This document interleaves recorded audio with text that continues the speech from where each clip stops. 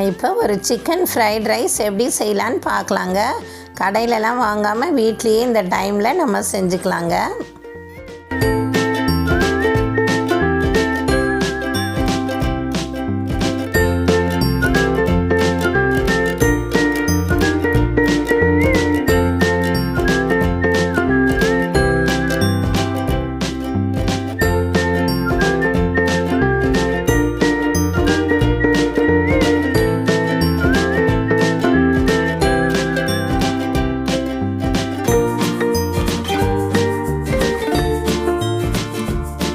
Boneless chicken எடுத்து சின்ன சின்ன பீஸாக கட் பண்ணி வச்சுக்கிட்டேங்க.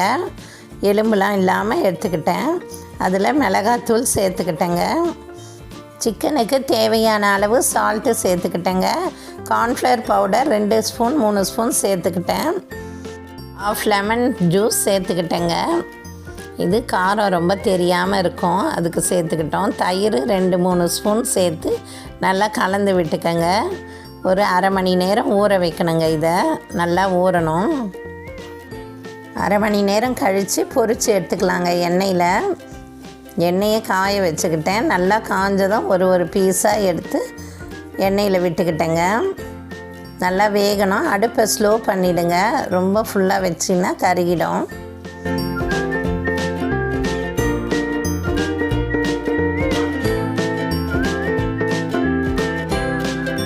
சிக்கன் பீசஸ் எல்லாம் பொரித்து எடுத்துக்கோங்க. ஒரு டிஷ்யூ பேப்பரில் போட்டுக்கோங்க. அப்போ தான் எண்ணெய்லாம் வடிஞ்சிடும், இல்லைன்னா சாதத்தில் கலந்துடும்.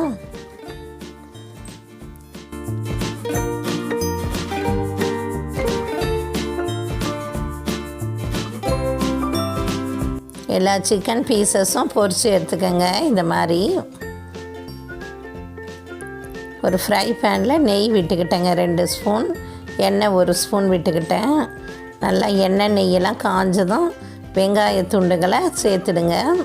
நல்லா வதக்கி விட்டுக்கங்க. நல்லா பொரியணும் வெங்காயம். ஒரு கேரட் எடுத்துக்கிட்டேன். சின்ன துண்டுகளாக கட் பண்ணி அதையும் சேர்த்துக்கங்க. நல்லா வதக்கி விட்டுக்கங்க. வதக்கும் போதே வெந்துடணும். குடமிளகாய் 1 எடுத்துக்கிட்டேங்க. பொடியாக கட் பண்ணி அதையும் சேர்த்து வதக்கிக்கிட்டேன். முட்டைகோஸை பொடியாக கட் பண்ணி அதையும் சேர்த்து நல்லா வதக்கிக்கிட்டேங்க.